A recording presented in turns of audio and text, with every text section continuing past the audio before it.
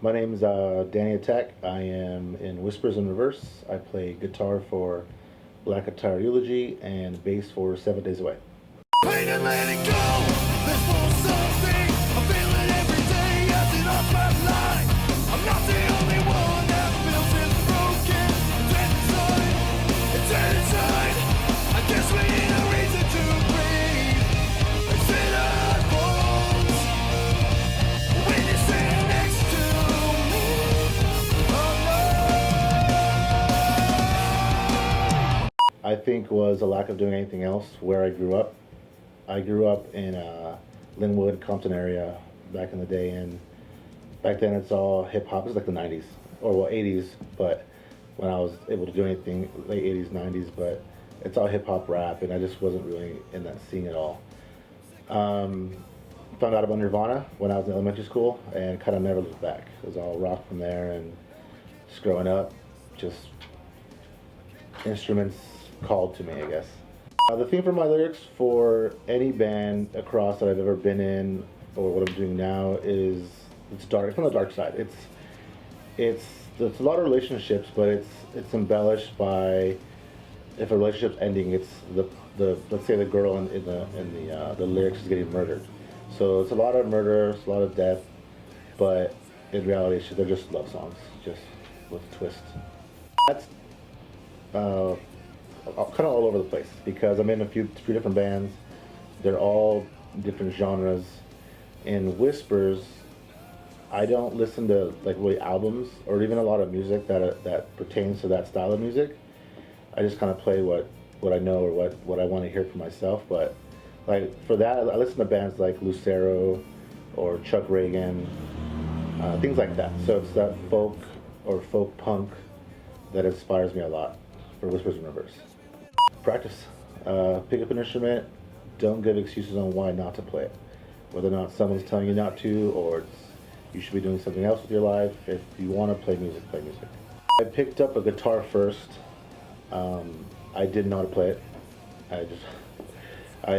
Guitar players will laugh at this, but when I first got a guitar, I just wanted to play.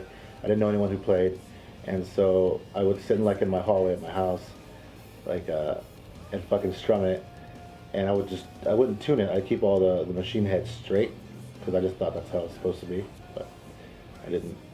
But after that, I played drums, started playing bass, keyboard, everything. I actually have two kids, and when my son was younger, I listened to a lot of Coheed in Cambria, so he was really cool about that. When he turned 12, I took him to a Les and Jake show, in which he liked. And which was cool because my first actual show when I was young was also Les and Jake. So it was kind of cool to pass that along to him. Porn. Yeah, porn probably. Brazzers, Pornhub, something like that. No, I don't know. I've always done music. And I work and everything, and I do science-related shit right now with chemicals and shit, but I would probably fucking kill myself if I had done music. So. The most memorable times on stage was actually not any of the bands I'm in now.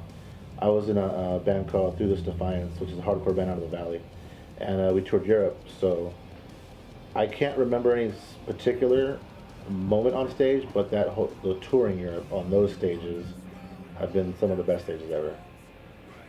The kids, there's such an appreciation for music out in Europe, and for an American band coming out and playing, there's just nothing but love.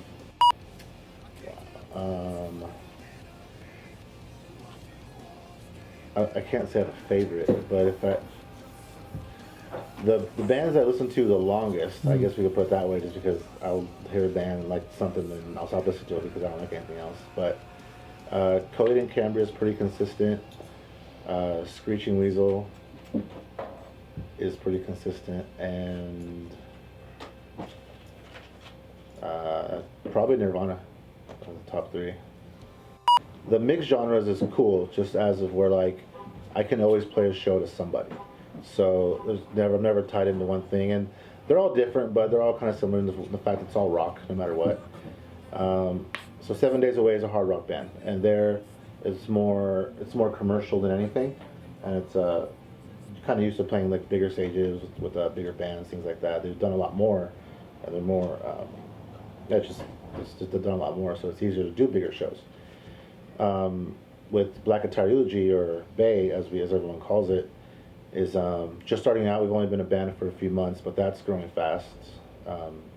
It's kind of like a super band where it's in the sense of everyone in that band is in other bands or other bigger bands to make that one. So everyone's pulling in their fans from their genres and making this monster that we've created. Whispers, it's usually just myself, and it's like I said, folk type music. But when I have a full band, it kind of changes the sound to like a rockabilly punk, because I have a stand-up bass player and then a drummer. And to the second part of that question,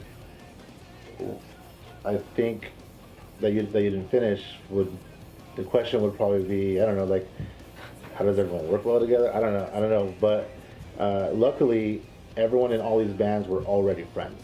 And when I started Black Attire Eulogy, I was able to pick out who I wanted in my band, and so I chose my friends because all my friends are talented. So I was able to pick people that I already knew, that were in other bands that were doing stuff, and put them in this band. But we're all already friends, so it worked out in the beginning. That bands are already friends with my other band, with 7 Days Away. So it's already just everyone's a big family.